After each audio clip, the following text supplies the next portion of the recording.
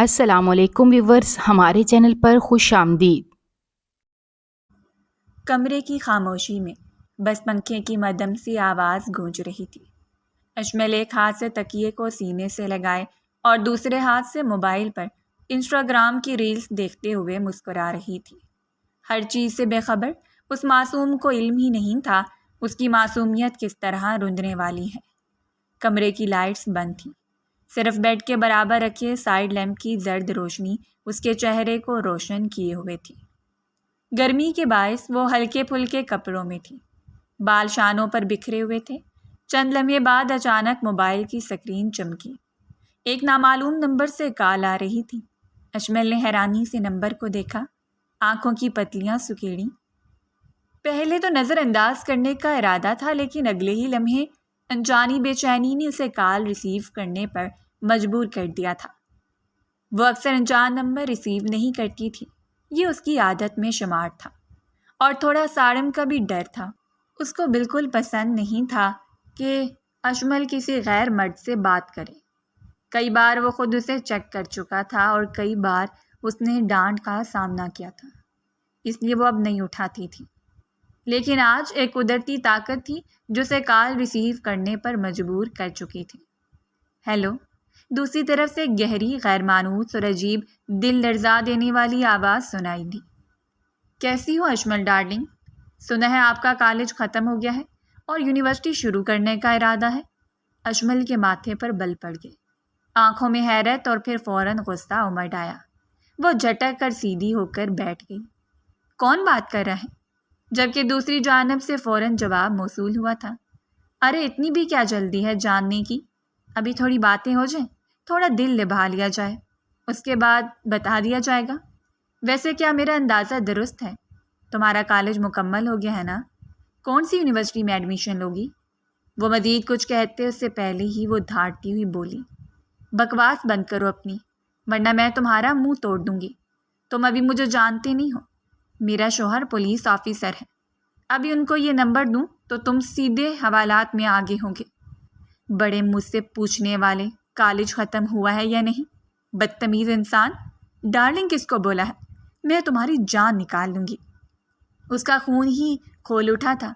کہنے کو وہ سارم کو زیادہ منہ نہیں لگاتی تھی، ہر وقت ایٹیٹیوڈ میں رہتی تھی، لیکن اس وقت اسے اپنے شوہر کا پولیس افسر ہونے پر فخر محسوس ہوا تھا۔ دوسری طرف سے کہکا سنائی دیا، ارے میری جان، تمہارا شوہر مجھے نہیں اب تمہیں اندر کرے گا۔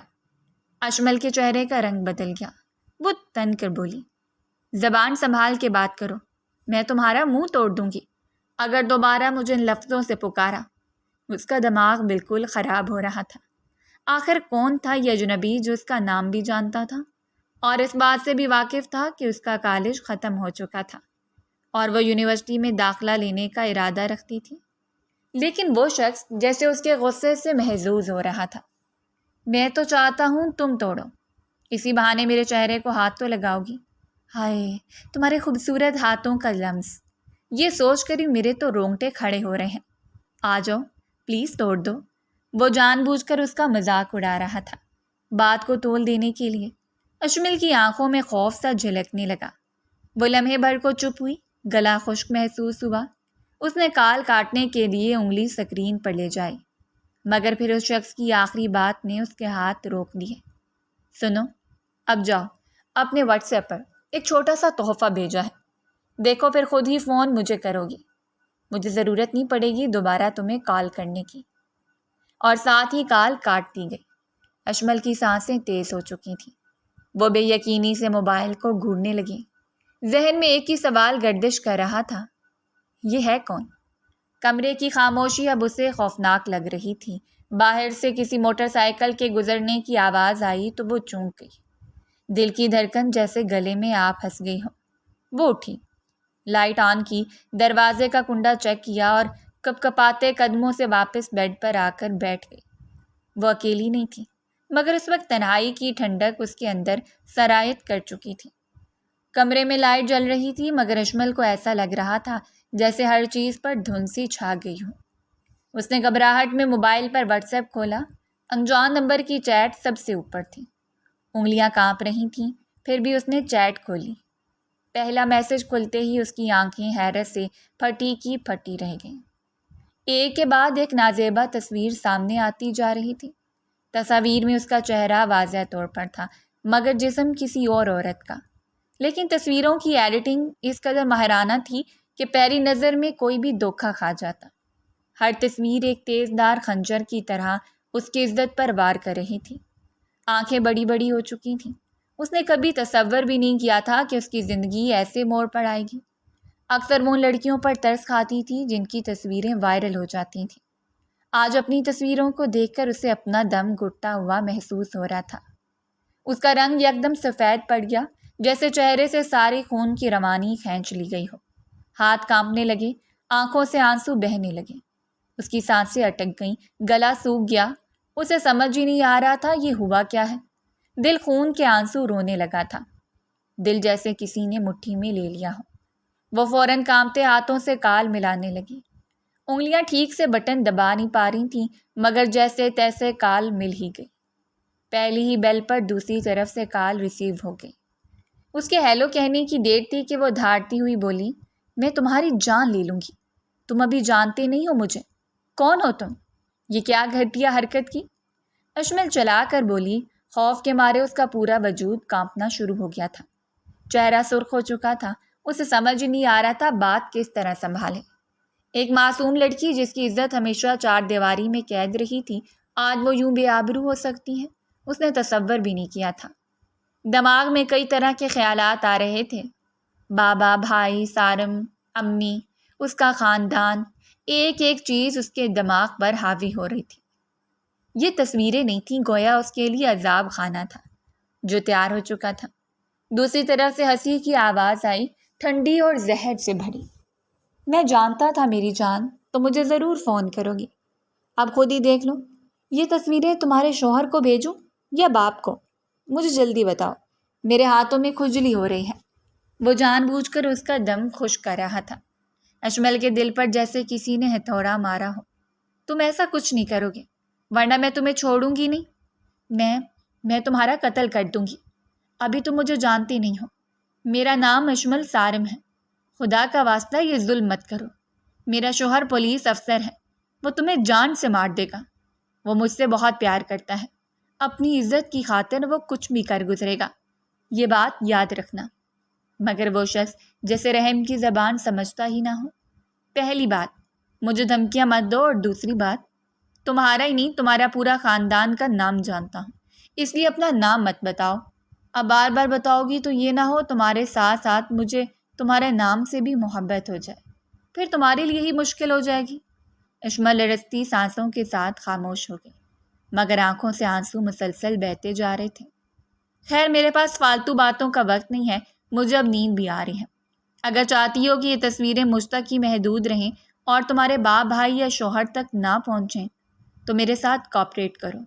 جو میں کہوں گا وہی کرنا پڑے گا، ورنہ بہتر ہوگا اپنے لیے ابھی سے کوئی ٹھکانہ ڈھونڈ لو، کیونکہ مجھے نہیں لگتا تمہارا خاندان تمہیں ایسی حالت میں گھر میں رکھے گا۔ کیونکہ جب تمہارے خاندان کے سامنے یہ تصویریں آئیں گی، مجھے نہیں لگتا تمہارا باپ تمہیں زندہ رکھے گا یا پھر اپنے گھر میں تھوڑی جگہ بھی دے گا۔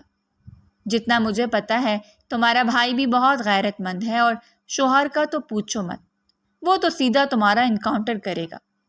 اشمل کچھ کہنے کے لیے لب کھولنے ہی والی تھی کہ کال یکدم بند ہو گئی۔ ہیلو ہیلو، وہ چیختی رہی، مگر دوسری طرف سکوت تھا۔ کمرے کی دیواریں جیسے اس پر تنگ ہونے لگی تھیں۔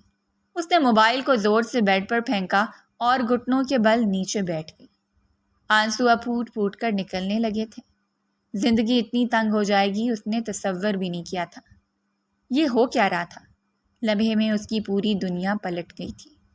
ابھی کچھ دیر پہلے وہ کتنے آرام سے بیٹھی اپنا موبائل استعمال کر رہی تھی، اور اب اسی موبائل سے اسے خوف آ رہا تھا۔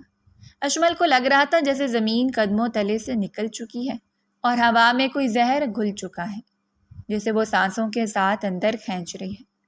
دل کی دھڑکنیں اتنی تیز تھیں کہ ایسا محسوس ہوتا تھا کہ دل حلق سے باہر آ جائے گا۔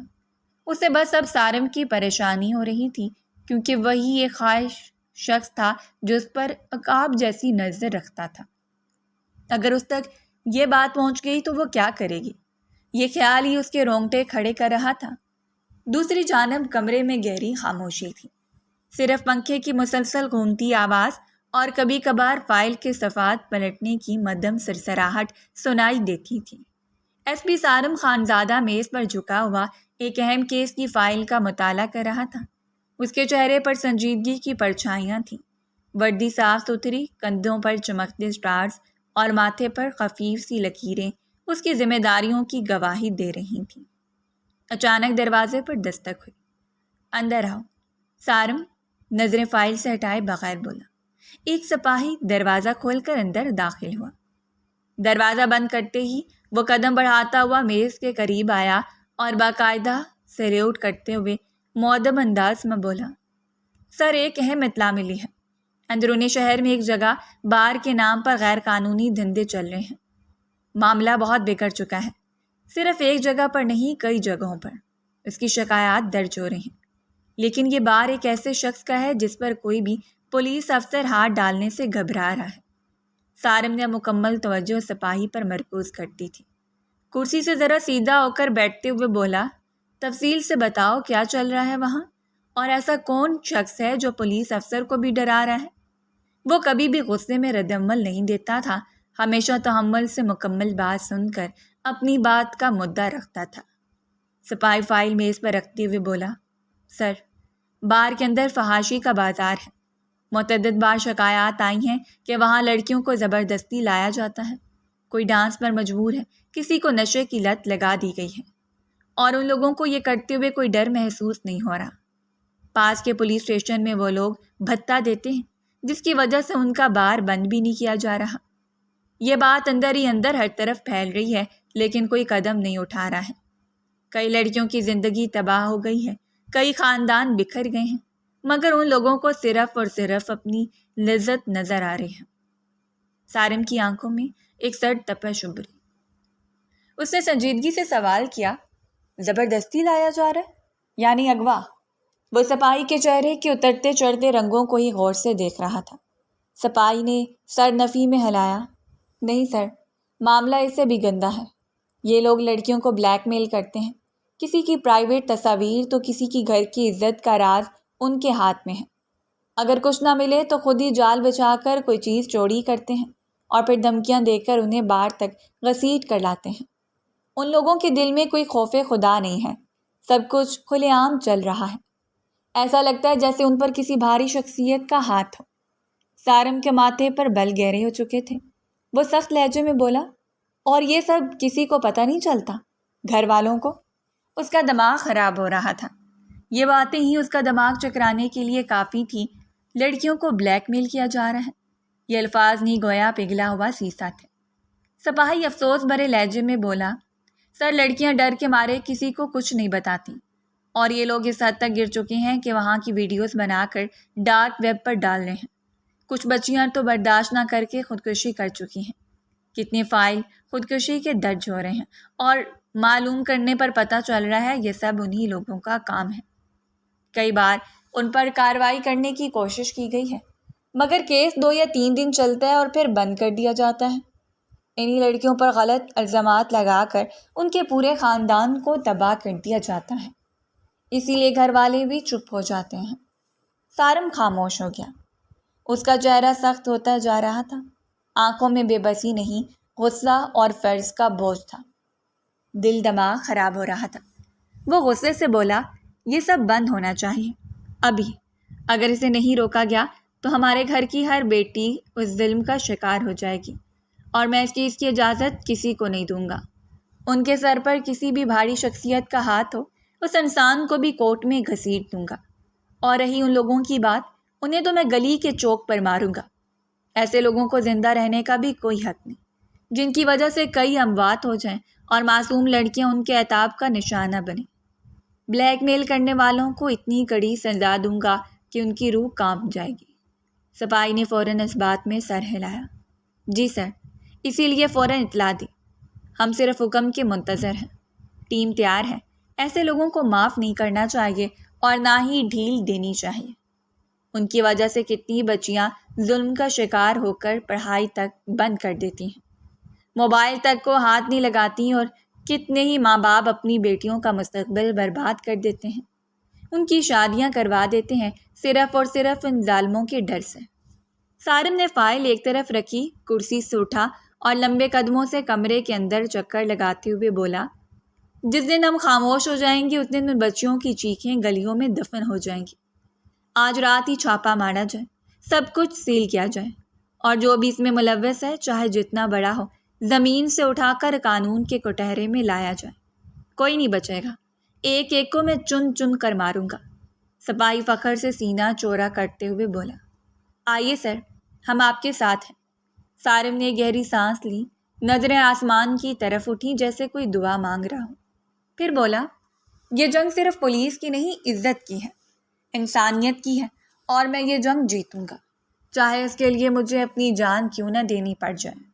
اور بے شک جو مرد دوسروں کی بہن بیٹیوں کی عزت کرنا اور کروانا جانتے ہیں، رب کا بھی ان کے گھروں کی بیٹیوں کی عزت اچھلنے نہیں دیتا۔ کمرے کی لائٹ مدھم تھی، باہر رات کا سناٹا چھایا ہوا تھا۔ اشمل اپنے بیڈ سے اتر کر جائے نماز بچھا چکی تھی، سفید دوپٹہ سر پر اوڑھے، ننگے پاؤں کامتے وجود کے ساتھ وہ سجدے میں تھی۔ آنکھوں سے بہتے آنسو جائے نماز کو بھیگ چکے تھے، ہچکیوں میں اس کی سسکیاں دب کر نکل رہی تھیں جیسے کوئی دل کے اندر سے رو رہا ہو۔ یا اللہ، یا رب العالمین، وہ لڑتی آواز میں دہرا رہی تھی، میرے ساتھ یہ کیا ہو گیا؟ میں نے تو کبھی کسی کا دل نہیں دکھایا، نہ کبھی گمراہی کے راستے پر چلی، نہ کبھی کسی کی عزت پہ انگلی اٹھائی، تو پھر میرے ساتھ یہ کیوں؟ ہمیشہ اپنی ماں کی بات مانی، باپ کی بات مانی، بھائی کے سامنے کبھی اونچی آواز میں بات نہیں کی، شوہر سے بھی بدتمیزی نہیں کی، تو یا رب میرے ساتھ ایسا کیوں ہوا؟ میں کبھی کسی کے معاملات میں دخل اندازی نہیں کرتی، اپنی زندگی پرسکون طریقے سے گزارتی ہوں، یا رب میرے ساتھ یہ سب کیوں ہوا؟ وہ سجدے سے اٹھ کر ہاتھ اٹھا چکی تھی۔ یا رب تو جانتا ہے میں ہمیشہ تیری رضا چاہتی ہوں، تو گواہ ہے کہ میں نے کبھی اپنی حد نہیں چھوڑی، تو جانتا ہے کہ میں نے کتنا ڈر ڈر کر زندگی گزاری ہے، مگر یہ آزمائش، یہ قیامت میرے نصیب میں کیوں آئی؟ بے شک آزمائش انہیں پر آتی ہے جنہیں تو پسند کرتا ہے، لیکن رب ایسی آزمائش نہیں لا جس میں میری عزت چلی جائے۔ میرے گھر والے مجھے معاف نہیں کریں گے، سارم میرا قتل کر دے گا، وہ میری بات کبھی نہیں سمجھے گا۔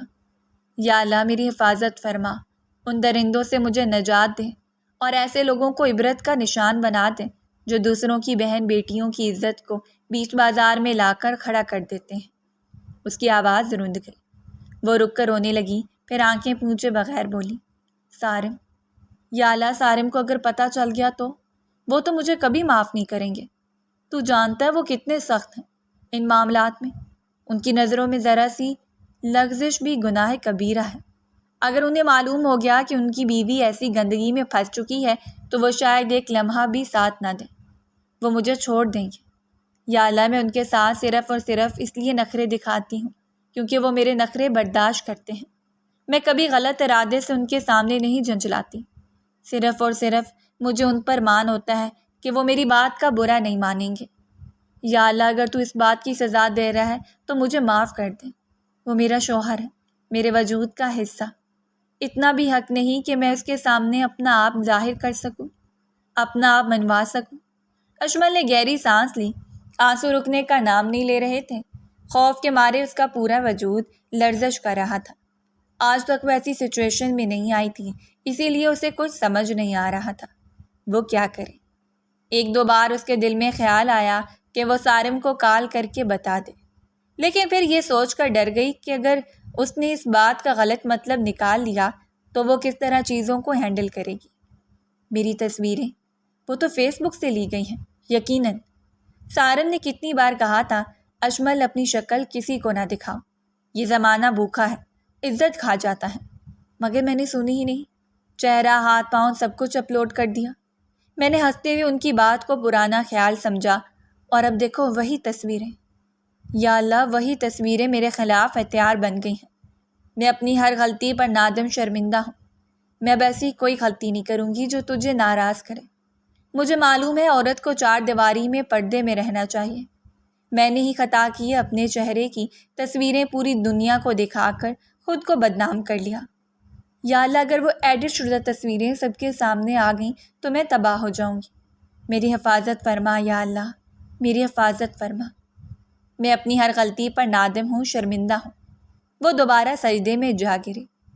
یا اللہ مجھے معاف کر دے، میں سدھر جاؤں گی، بس تو مجھے اس برے فعل سے نکال دے۔ میں اب کبھی کوئی ایسی غلطی نہیں کروں گی، نہ تصویریں اپلوڈ کروں گی، نہ فضول نمائش۔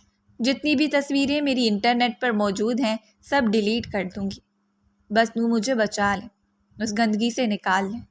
اس کی آواز لرزتی جا رہی تھی۔ میرے بابا، وہ کیسے جئیں گے جب ان کو پتہ چلے گا کہ ان کی بیٹی کی عزت بازاروں میں بیچی جا رہی ہے؟ وہ تو خود کو کبھی معاف نہیں کر پائیں گے۔ میں کس کس کو سمجھاؤں گی کہ یہ تصویریں میری نہیں، یہ سب ایڈٹ کی ہوئی ہیں؟ کون یقین کرے گا؟ یہ دنیا تو سوال کرتی ہے، جواب نہیں سنتی۔ سب کہیں گے اگر یہ ایڈٹ شدہ ہیں تو یہ تصویریں کیوں بنی؟ آخر تمہاری آئیڈینٹی کس کے پاس کیسے پہنچی؟ یا اللہ کوئی مجھے نہیں سمجھے گا کہ میں بے قصور ہوں، مجھے کچھ نہیں پتہ، بلکہ سب الٹا مجھے ہی قصوروار ٹھہراتے رہیں گے۔ وہ دیر تک اسی طرح گرگراتی رہی، ہاتھ اٹھائے، آنکھیں بند، دل ٹوٹا ہوا۔ جائے نماز پر اس کی حالت ایسے تھی جیسے کوئی دنیا سے ہار چکا ہو اور صرف اپنے رب کی رحمت کا محتاج ہو۔ یا اللہ، یا رب العالمین، یا ستار، میری ستر پوشی فرما، بس ایک موقع اور دے دیں۔ خاموشی میں اس کے آنسوؤں کی ٹپک، دل کی فریاد اور سانسوں کی بے ترتیب روانی گواہ تھے کہ اشمل اب اس رات کے بعد وہ اشمل نہ رہے گی۔ رات 2 بجے گھر کے گیٹ کی کنڈی آہستہ سے کھلی۔ سارم نے سست قدموں سے اندر قدم رکھا۔ وردی کی ٹوپی ہاتھ میں تھی، آستینیں قدرے موڑی ہوئی تھیں اور چہرے پر رات بھر کی تھکن صاف جھلک رہی تھی۔ دیوار پر لگی گھڑی 2 بجا رہی تھی۔ لاؤنج کی مدھم روشنی میں ایک مانوس سا سراپا واضح ہوا۔ اس کی ماں ہاتھ سینے پر باندھے دروازے کے قریب کھڑی تھی، چہرے پر سختی اور آنکھوں میں شکوہ نمایاں تھا۔ کئی بار بشریٰ بیگم نے سونے کی کوشش کی، لیکن ہمیشہ کی طرح جب تک وہ رات کو اپنے بیٹے کا چہرہ نہ دیکھ لیتی انہیں نیند آتی ہی نہیں تھی۔ سارم کے لبوں پر ہلکی سی مسکراہٹ ابھری، جیسے وہ ماں کے غصے سے واقف ہو۔ آہستہ آہستہ قدم بڑھاتا ہوا ان کے قریب پہنچا اور بغیر کچھ کہے ان کے ماتھے پر نرمی سے بوسہ دیا۔ پھر ایک قدم پیچھے ہٹ کر بولا، کیسی ہے میری اماں، اور اتنی رات تک کیوں جاگ رہی ہیں؟ پچھلی بار بھی آپ سے کہا تھا کہ میں آ جاؤں گا، آپ آرام کر لیا کریں۔ دیر تک جاگتی ہیں تو پھر شوگر بڑھ جاتی ہے، آپ کو اپنی صحت کا بالکل خیال نہیں ہے۔ انہوں نے غصے سے رخ موڑا۔ مجھے نہیں کرنی تم سے بات، وقت دیکھا ہے تم نے؟ آئے بڑے میری صحت کی فکر کرنے والے، اگر اتنی ہی فکر ہے تو وقت پر کیوں نہیں آتے؟ سارم خفیف تن سے بولا، کیوں؟ وقت کو کیا ہوا؟ کیڑے لگ گئے ہیں کیا؟ وہ جان بوجھ کر انہیں چھیڑ رہا تھا، حالانکہ معلوم تھا اس وقت اس کی ماں کا پارا آسمان کو چھو رہا ہے، لیکن وہ سارم ہی کیا جو سدھر جائے۔ ماں کا غصہ اب اور بھی بھڑک اٹھا۔ مذاق مت کرو سارم، میں واقعی ناراض ہوں تم سے۔ ماں انتظار کرتی رہتی ہے اور بیٹا رات کے 2 بجے گھر لوٹتا ہے۔ کوئی احساس ہے؟ تمہارے بابا بھی کتنی بار مجھے بول چکے ہیں کہ اسے سمجھاؤ اتنی رات کو گھر نہیں آیا کرے۔ تم اپنے افسر سے بات کرو، تمہیں کوئی بھیڑ بکری نہیں جو اتنا کام کروا رہے ہو وہ تم سے۔ ہمارا اپنا کاروبار ہے۔ کتنی بار تمہارے بابا نے کہا کہ اپنا کاروبار سنبھالو، لیکن نہیں، تمہیں تو یہ سرکاری نوکریاں کرنی ہیں جس میں تمہیں کچھ نہیں مل رہا۔ سارم نے گہری سانس لی، ہاتھ سے وردی کی جیب ٹھیک کی۔ ارے اماں، ایسا کیا ہو گیا؟ آپ تو جانتی ہیں میری ڈیوٹی کیسی ہے۔ آج بھی ایک حساس کیس میں پھنسا رہا، اور اس طرح سرکاری نوکریاں نہیں کہتے۔ یہ میرے وطن کے لیے محبت ہے، اور ہم اپنا آپ اپنی قوم پر قربان کر رہے ہیں۔ آپ کو تو فخر ہونا چاہیے۔ لیکن بشریٰ بیگم ناراض ہی تھیں۔ انہیں یہ باتیں سمجھ آتی تھیں، لیکن کیا کرتی، بیٹے کی محبت میں وہ بالکل اندھی ہو چکی تھیں۔ وہ اچانک لہجہ نرم کرتے ہوئے بولا، بتائیں کیا کھانے کو ہے؟ بہت بھوک لگی ہے۔ چھوڑے نہ ناراضگی، کیا ہو گیا آپ کو؟ ان باتوں کا کوئی سر پیر نہیں ہے امی، وہ ان کو سنبھالتے ہوئے بولا تھا۔ بشریٰ بیگم ناگواری سے رخ موڑتے بولی، جاؤ اپنی بیوی سے پوچھو۔ ایک وہ بچی ہے جس کا تمہیں کوئی خیال نہیں، ایک بار بھی اس کا حال نہیں پوچھتے۔ بیوی رکھی ہے تم نے یا کوئی فائل؟ نکاح کر کے احسان کر دیا تم نے۔ کل بھی تمہاری خالہ مجھ سے شکایت کر رہی تھی کہ سارم کو تو بالکل ہی خیال نہیں ہے، وہ اپنی ڈیوٹی میں ایسا الجھا ہوا ہے کہ بیوی کی طرف دیکھتا تک نہیں ہے۔ اگر اس کی ماں اس طرح بول رہی ہے تو یقیناً وہ بچی بھی دکھ کرتی ہوگی۔ سارم کی تیوری چڑھی۔ بڑا خیال ہے اس کو میرا، ایک فون تک نہیں کرتی وہ، اور آئی ہے آپ سے شکایتیں کرنے۔ بلکہ اس خالہ کو کچھ نہیں پتا، وہ بیچاری معصوم سی ہے، وہ چالاک بلی انہیں جو سمجھاتی ہے وہ سمجھ کر آپ کو بول دیتی ہیں، حالانکہ سارا قصور اسی چالاک بلی کا ہوتا ہے۔ بشرا بیگم سخت لہجے میں جواب میں بولی، خبردار جو تم نے میری بھانجی کو چالاک بلی کہا، اتنی اچھی ہے وہ، تمہیں کیا پتا، اور کیوں کرے گی فون؟ بیویاں فون نہیں کرتی، شوہر کرتے ہیں۔ تمہارے باپ نے کبھی مجھے فون کیے بغیر رات نہیں گزاری، اور تم ہو کہ اپنی بیوی کا حال ہی نہیں پوچھتے۔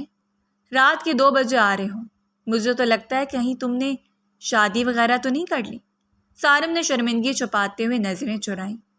بس اماں خدا کو مانے، کس طرح کے الزام لگا رہی ہیں، اللہ کی پناہ ہے۔ اور رہی اس کی بات، وہ خود بات نہیں کرتی، شرما شرما کے چپ ہو جاتی ہیں۔ اب بندہ کیا کرے، اسی لیے میں اسے پریشان نہیں کرتا۔ بشرا بیگم نے تیز نظروں سے گھورا۔ تو تمہارا کام ہے اس کا ہاتھ پکڑنا، بات کرنا، اسے اپنائیت دینا۔ کل تم اسے باہر لے کر جاؤ ڈنر پر، یہ میرا حکم ہے، اور اگر اب تم نے کوئی بات کہی تو میں تمہیں بہت ماروں گی۔ سارم نے ہنستے ہوئے دونوں ہاتھ اٹھا دیے۔ واہ اماں، آپ کا حکم بھی کیسا، وہ تو آپ کی بھانجی ہے، بات کرتے ہوئے شرم سے لال ہو جاتی ہیں۔ اب اسے کہاں لے جاؤں؟ ماں نے پھر گھورا تو سارم فوراً سیدھا کھڑا ہو گیا۔ اچھا ٹھیک ہے، چلا جاؤں گا، لیکن ابھی تو کھانا دے دیں، بیوی سے زیادہ بھوک لگی ہے۔ بشرا بیگم نے ناک سکیڑی۔ منہ بند کرو اپنا، کہہ کر منہ بناتی ہوئی کچن کی طرف بڑھ گئی۔ سارم ہنستا ہوا ان کے پیچھے دیکھتا رہا، جیسے تھکن بھری رات میں اسے ایک منظر نے اسے سکون دے دیا ہو۔ وقت دھیرے دھیرے گزرتا جا رہا تھا۔ اگلی صبح کا سورج پوری آب و تاب سے روشن ہوا تھا۔ صبح کا وقت تھا، ہلکی ہلکی دھوپ صحن میں پڑ رہی تھی۔ ناشتہ کرنے کے بعد سارم اپنی گاڑی سیدھا اشمل کے میکے لے آیا تھا۔ خالہ سے رسمی دعا سلام اور حال چال پوچھنے کے بعد وہ اشمل کے کمرے کے سامنے کھڑا تھا۔ لمحے بھر کو رکا، گہری سانس لی، پھر دروازے پر دستک دی۔ ماں کا حکم وہ کسی قیمت پر نہیں ٹالتا تھا، ایک وہی تو تھی جس سے اسے بے حد محبت تھی۔ دستک دیتے ہی اندر سے مدھم آواز آئی، آ جائیں۔ اشمل یہی سمجھی تھی کہ اس کی ماں آئی ہے، مگر اس معصوم کو کہاں علم کہ جلاد آ چکا ہے جو اس کی اب سانسیں روک دے گا۔ دروازہ کھول کر وہ اندر داخل ہوا تو اشمل اسے دیکھ کر جیسے بکھلا سی گئی۔ خوف کے مارے اس کی جان نکل گئی تھی۔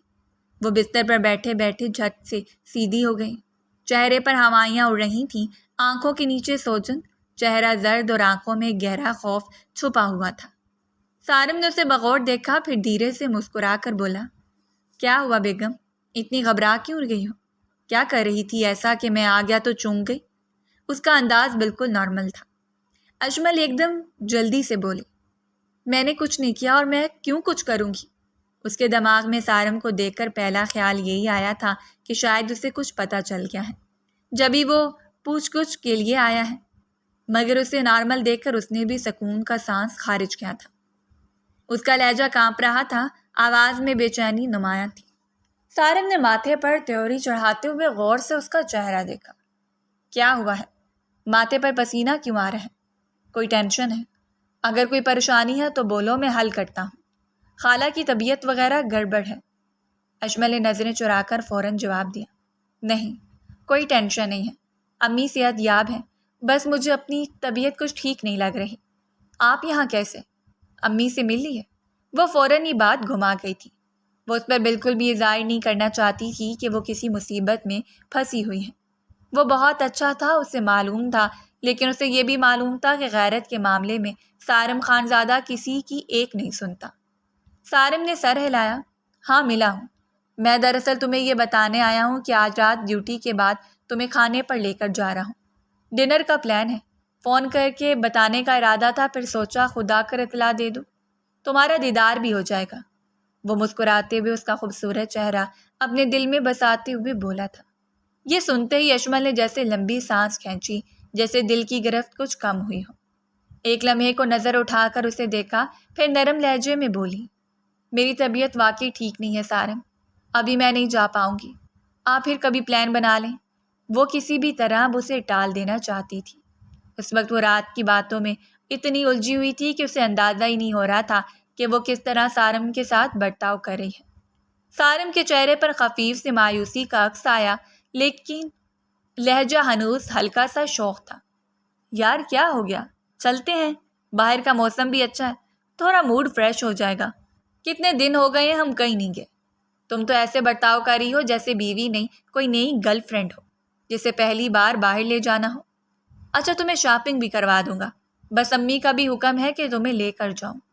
اشمل نے زبردستی مسکراہٹ لانے کی کوشش کی، لیکن چہرے پر وہی خوف چھایا ہوا تھا۔ اس نے پھر آہستگی سے کہا، پلیز نہ سارم، ابھی دل اور جسم دونوں ساتھ نہیں دے رہے۔ آپ میری بات سمجھنے کی کوشش کریں۔ اسے یقین تھا وہ مان جائے گا، اور وہ مان بھی گیا تھا۔ وہ اس کی بات کبھی نہیں ٹالتا تھا، اسے محبت ہی اتنی تھی۔ سارم نے اس کی بات پر لمحے بھر کو غور کیا، پھر اس کی طرف دیکھتے ہوئے مختصر سا اوکے کہا۔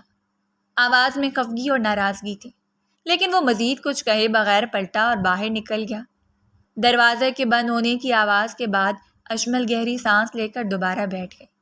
سارم کا چلے جانا اس لمحے اسے سکون دے رہا تھا، کیونکہ اس کی سچائی ابھی محفوظ تھی، مگر دل میں یہ خلش اب اور گہری ہو رہی تھی کہ کب تک، کیونکہ اگر اسے معلوم ہو گیا تو وہ پورا خاندان سر پر اٹھا لے گا، کسی کو معاف نہیں کرے گا، اور خاص کر اسے تو گولیوں سے چھلنی کر دے گا۔ مگر وہ غلط تھی، بہت غلط۔ دوپہر کا وقت تھا، کمرے میں ہلکی ہلکی روشنی چھن کر آ رہی تھی۔ پنکھا چل رہا تھا، لیکن اشمل کے جسم سے پسینے کی بوندیں بہہ رہی تھیں۔ وہ بستر پر لیٹی ہوئی تھی، آنکھیں بند تھیں، مگر نیند آنکھوں سے کوسوں دور تھی۔ ذہن میں صرف خوف، شرمندگی اور بے بسی کا طوفان چل رہا تھا۔ صبح سے اس نے ایک نوالہ میں منہ میں نہیں ڈالا تھا۔ 2 بار بلقیس بیگم اس کے پاس آ گئی تھیں، سختی کر کے گئی تھیں کہ باہر آؤ کچھ کھاؤ، لیکن وہ اپنے کمرے سے 1 انچ نہیں ہلی تھی۔ گھبراہٹ اتنی تھی کہ بس پوچھو مت۔ چند لمحے بعد اچانک موبائل فون کی گھنٹی بجی، وہ چونکی، دھڑکن تیز ہوئی، ہاتھ کانپتے ہوئے موبائل کی طرف بڑھے۔ سکرین پر وہی انجان نمبر جگمگا رہا تھا، وہی شخص جس نے اس کی زندگی عذاب بنا رکھی تھی۔ خوف کے مارے اس کی جان نکل رہی تھی، سانس جیسے حلق میں اٹک گئی ہو۔ اس نے فوراً کال کاٹ دی۔ وہ اس کال کو ریسیو ہی نہیں کرنا چاہتی تھی۔ ایک ڈر بھی تھا کہ اگر تصویریں وائرل ہو گئیں پھر، لیکن وہ پھر بھی کال ریسیو نہیں کر پائی تھی۔ چند لمحوں بعد پھر سے وہی نمبر، پھر کال، ایک بار پھر اس نے کال کاٹ دی۔ اسی لمحے ایک ٹیکسٹ میسج آیا، میرا فون نہیں اٹھایا تو ابھی کے ابھی تمہارے شوہر کے نمبر پر ساری تصاویر بھیج دوں گا، موبائل فون اٹھاؤ، دماغ خراب کرنے کی ضرورت نہیں ہے۔ اس کا دل جیسے بند ہونے لگا، ہاتھ لرزنے لگے۔ بے اختیار اس نے کانپتے ہاتھوں سے کال ریسیو کی، آنکھوں میں آنسو جمع ہو گئے تھے۔ دوسری طرف سے مکروہ کہکا سنائی دیا جو اس کے رونگٹے کھڑے کرنے کے لیے کافی تھا۔ کسی نے بالکل ٹھیک کہا ہے، لاتوں کے بھوت باتوں سے نہیں مانتے۔ اشمل کی آنکھوں سے بے اختیار آنسو بہنے لگے۔ وہ روتے ہوئے بولی، کیوں میرا جینا حرام کر رہے ہو؟ تمہیں کیا حاصل ہو رہا ہے؟ اللہ تمہیں کبھی معاف نہیں کرے گا، تمہیں سخت سزا ملے گی۔ تم جانتے نہیں ظلم کا انجام کیا ہوتا ہے۔ وہ ہنسا، یہ اپنا لیکچر اپنے پاس رکھو، میں جو کہہ رہا ہوں وہ دھیان سے سنو۔ آج رات میں تمہیں ایک لوکیشن بھیجوں گا، رات 8 بجے تم وہاں آؤ گی، کوئی بہانہ نہیں، کوئی نانا نہیں۔ اشمل کی سانسیں اکھڑنے لگی۔ وہ تھرتھراتے لہجے میں بولی، نہیں سر، مجھے رات کو نکلنے کی اجازت نہیں ہے، پلیز میرے ساتھ ایسا مت کریں، میں آپ کے آگے ہاتھ جوڑتی ہوں۔ اس کی ہنسی مزید خوفناک ہو چکی تھی۔ مرضی تمہاری ہے، آنا ہے تو آ جاؤ، ورنہ کل صبح تمہاری عزت کا جنازہ نکلے گا، دیکھنا سب کچھ وائرل ہو جائے گا، تمہارے شوہر، تمہارے باپ، تمہارے بھائی سب دیکھیں گے تمہیں۔ یہ کہتی ہی کال کٹ گئی تھی۔ یہ کہہ کر اس نے فون کاٹ دیا۔ اشمل بدحواسی میں ہیلو ہیلو کہتی رہ گئی۔ موبائل ہاتھ سے چھوٹ کر بستر پر گر گیا۔ اس نے چہرہ دونوں ہاتھوں میں چھپا لیا اور سسکنے لگی۔ اس کا جسم لرز رہا تھا، ذہن میں صرف ایک بات گونج رہی تھی، رات 8 بجے اگر نہ گئی تو کمرے کی دیواریں جیسے اس پر تنگ ہونے لگی۔ سانس گھٹنے لگا تھا۔ وہ اس وقت خود کو مکمل طور پر بے یار و مددگار محسوس کر رہی تھی، ایک ایسی لڑائی جس میں وہ تنہا تھی۔ رات کا وقت تھا، فضا میں ہلکی خنکی تھی، مگر اشمل کے ماتھے پر پسینے کی بوندیں بہہ رہی تھیں۔ وہ جیسے بھیجی گئی لوکیشن کے قریب پہنچ رہی تھی، اس کا دل دھڑکنے کی رفتار بڑھتی جا رہی تھی۔ آخر کار وہ جگہ سامنے آ گئی۔ ایک پرانی سی عمارت کے اوپر نیون لائٹ میں کلب لکھا تھا۔ اندر سے تیز موسیقی اور ہنسی مذاق کی آوازیں آ رہی تھیں۔ اس نے خوف کے مارے گہرا سانس لیا اور لرزتے قدموں سے اندر داخل ہوئی۔ آنکھوں کے سامنے روشنیوں کی چکا چوند تھی، بلند آواز میں بجتی موسیقی، نیم برہنہ جسم، ہنستی لڑکیاں، شراب سے بھری میزیں اور بدن پر چڑھتے مردوں کی نظریں۔ وہ ابھی چند قدم ہی چلی تھی کہ پیچھے سے ایک آواز آئی، او لڑکی، بات سنو۔ اشمل چونکی، پلٹی تو سامنے ایک نہایت خوبصورت مگر بہت کم لباس پہنے لڑکی کھڑی تھی۔ اس کی نظروں میں عجیب تھکن اور مصنوعی مسکراہٹ تھی۔ تمہارا نام اشمل ہے؟ اشمل نے سر کو ہولے سے ہلایا۔ وہ لڑکی اس کا ہاتھ تھام کر بولی، آ جاؤ، سر نے تمہیں بلایا ہے۔ اشمل کے قدم خود بخود اس کے پیچھے اٹھنے لگے۔ دل دھڑک رہا تھا، زبان خشک ہو چکی تھی۔ ہر قدم کے ساتھ جسم میں لرزہ بڑھتا جا رہا تھا۔ وہ لڑکی اسے کلب کے کونے میں لے گئی جہاں کچھ لڑکے اور لڑکیاں شراب کے جام تھامے کہہ کے لگاتے بیٹھتے تھے۔ وہاں پہنچ کر وہ لڑکی بولی، لو آ گئی، اب جو کروانا ہے کروا لو اس سے۔ یہ کہہ کر وہ ایک لڑکے کے ساتھ جا کر بیٹھ گئی۔ اشمل کے ہاتھ پاؤں کانپنے لگے۔ اچانک ایک لڑکا اپنی جگہ سے اٹھا۔ اس کے بال سلیقے سے بنے ہوئے تھے، آنکھوں میں خباثت اور چہرے پر فتح کی مسکراہٹ۔ ارے میری جان، میں ہی تو ہوں جس نے تمہاری اتنی خوبصورت تصویریں بنائیں اور کتنے پیار سے پیش کیں تمہارے سامنے۔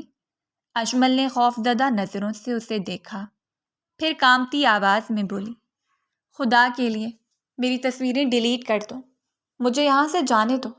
میں بہت عزت دار گھرانے کی لڑکی ہوں، میرا شوہر پولیس آفیسر ہے، اگر اسے پتہ چل گیا تو وہ غیرت کے نام پر مجھے مار ڈالے گا، پلیز ایسا مت کرو۔ وہ ہنسا۔ اس نے جیب سے ایک پستول نکالا اور اس کے سر پر رکھ دیا۔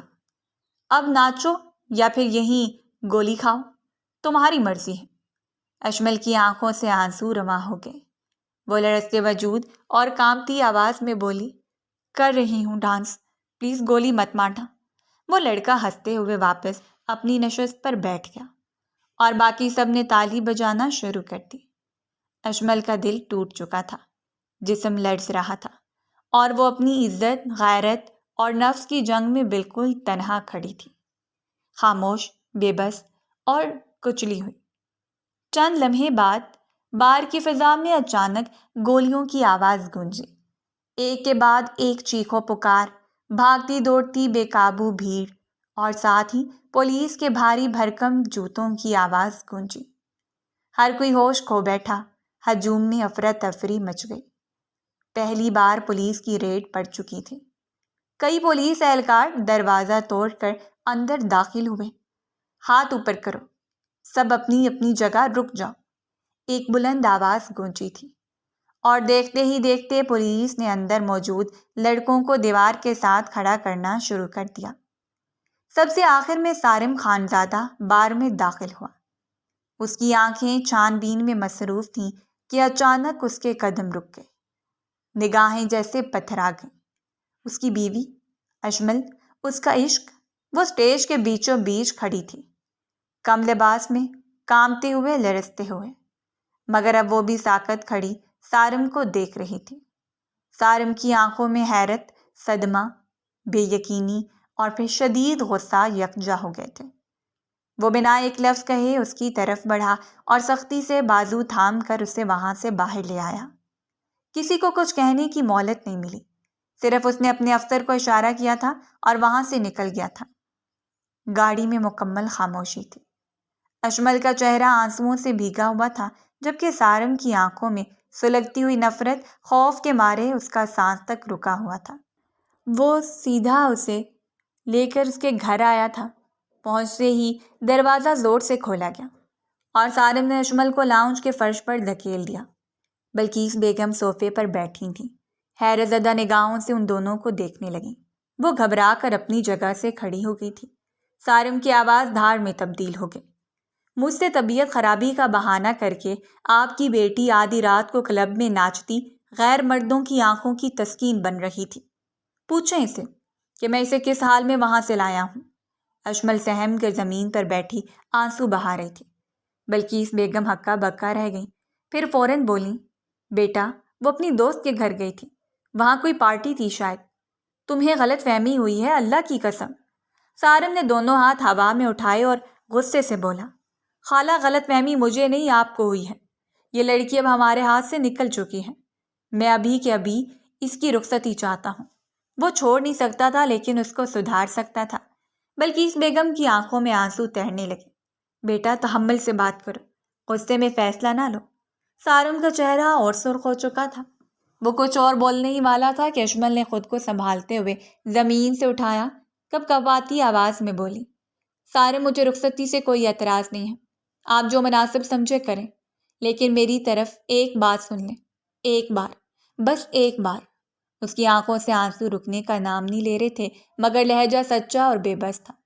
سارم کے چہرے پر الجھن ابھری اور وہ سخت لہجے میں بولا، مجھے اب کچھ نہیں سننا، ساری باتیں ہمارے کمرے میں ہوں گی۔ اشمل اس کے سامنے آ گئی، لرزتے ہاتھوں سے اس کے ہاتھ تھامے، آنکھوں میں آنسو اور دل میں ٹوٹی ہمت لیے دھیرے سے بولی، سارے میری بات سن لو، صرف ایک بار، اس کے بعد چاہو تو میرا گلا دبا دینا، میں اف تک نہیں کروں گی۔ یہ کہتے ہی وہ اپنی ماں کو دیکھتے ہوئے بولی، امی آپ کمرے میں جائیں، مجھے سارم سے اکیلے میں بات کرنی ہے۔ سارم کا چہرہ سختی سے جمع ہوا تھا۔ بلقیس بیگم نے گھبرا کر فوراً اجازت دی اور کمرے سے نکل گئی۔ کمرے میں خاموشی چھا گئی تھی۔ اشمل نے ہمت کر کے اس کے قریب آ کر آہستگی سے بولی، سارم میں بہت بڑی مصیبت میں پھنس گئی تھی، میں روز رب سے تمہارے لیے دعائیں کرتی تھی، تمہیں کھونا نہیں چاہتی تھی، تم محبت کے دعوے دار ہو تو ایک بار اپنے محبوب کی بات بھی سن لو۔ سارم نے گہری سر نگاہ اس کے چہرے پر ڈالی اور مختصر انداز میں بولا، کہو کیا کہنا ہے۔ اشمل روتے ہوئے زمین پر بیٹھ گئے۔ کپکپاتی آواز میں اس نے وہ سب کچھ بتایا جو اس کے ساتھ ہوا تھا، فیس بک پر تصاویر کا چرایا جانا، دھمکی آمیز فون کالز، وہ بھیجی گئی لوکیشن، کلب میں ہونے والا سب کچھ اور اس کی بے بسی۔ سارم چپ چاپ سنتا رہا، اس کے چہرے کے تاثرات بدلتے رہے، آنکھوں میں صدمہ، غصہ اور پھر ایک دم حیرت۔ تم نے مجھے پہلے کیوں نہیں بتایا؟ اس کی آواز میں تکلیف چھپی ہوئی تھی۔ تم چپ کیوں رہی؟ تم پاگل ہو گئی تھی کیا؟ اور تم اس کی بتائی ہوئی جگہ پر پہنچ بھی گئی؟ تف، خدا کی قسم۔ اشمل کی آنکھوں سے آنسو تھم نہیں رہے تھے، آواز گلے میں اٹک رہی تھی۔ سارے مجھے کچھ سمجھ نہیں آ رہا تھا، میں ٹوٹ رہی تھی، مجھے ڈر لگ رہا تھا، میں صرف یہ چاہتی تھی کہ تم مجھے چھوڑ نہ دو، میں تمہارے بغیر نہیں رہ سکتی۔ میرے بابا، وہ میری عزت پر آنچ برداشت نہیں کر سکتے تھے، اگر تمہارے یا بابا کے پاس وہ تصاویر پہنچ جاتی تو خاندان میں قیامت آ جاتی۔ سارم کا دل جیسے کسی نے مٹھی میں لے لیا ہو۔ وہ آہستہ سے اس کے قریب آیا اور پھر اچانک اسے گلے سے لگا لیا۔ بے وقوف لڑکی، وہ اس کے بالوں میں انگلیاں چلاتے ہوئے بولا، یہ وہی کرتا ہے جو کمزور لمحے میں تمہیں جھکا دے۔ میں تمہارے ساتھ ہوں، تم ایک بار مجھ سے کہتی تو صحیح۔ مجھے اس کیس کا علم تھا، میں خود اس گینگ کی چھان بین کر رہا تھا، اگر تم مجھے بتا دیتی تو شاید یہ سب نہ ہوتا۔ اشمل نے اس کے سینے پر سر رکھ دیا اور بچوں کی طرح ہچکیاں لینے لگی۔ مجھے معاف کر دو سارم، میں بہت کمزور ہو گئی تھی۔ سارم اسے سینے سے اور قریب کرتے ہوئے بولا، میں تمہیں کبھی نہیں چھوڑوں گا، تم میری بیوی ہو اور میرے گھر کی عزت، جو تمہارے ساتھ ہوا وہ تمہاری غلطی نہیں، ان کی موت ہے۔ کہیں نہ کہیں میں ان کو چھوڑ دیتا لیکن اب سوال ہی پیدا نہیں ہوتا، ان کو چن چن کر ماروں گا۔ چند لمحے بعد اس نے اشمل کے آنسو صاف کیے، اس کی پیشانی پر نرمی سے بوسہ دیا اور مسکرا کر بولا، اچھا رونا بند کرو، اب تمہیں میری حفاظت میں رہنا ہے، آئندہ ایسی حرکت کی تو سزا بھی ملے گی۔ اشمل روتے روتے مسکرا دی اور دھیرے سے بولی، بس اب تمہاری پناہ چاہیے اور کچھ نہیں، مجھے معاف بھی کر دو، میں اب کوئی تصویر اپنی انٹرنیٹ پر نہیں لگاؤں گی۔ جبکہ وہ کچھ نہیں بولا تھا، وہ لمحہ جیسے سب کچھ ٹھیک کر گیا، غلط فہمیاں، دکھ، تکلیف سب پیچھے رہ گئے۔ سارم نے اس کا ہاتھ تھاما اور اشمل کے چہرے پر وہ مسکراہٹ لوٹ آئی جو کبھی محبت میں کھلی تھی۔ یہ اختتام نہیں تھا بلکہ ایک نئے سچے اور مضبوط رشتے کی شروعات تھی۔ اگر آپ کو ہماری کہانیاں پسند آ رہی ہیں تو ہمارے چینل کو سبسکرائب کیجیے، ویڈیوز پر کمنٹ کیجیے اور شیئر کیجیے۔ شکریہ۔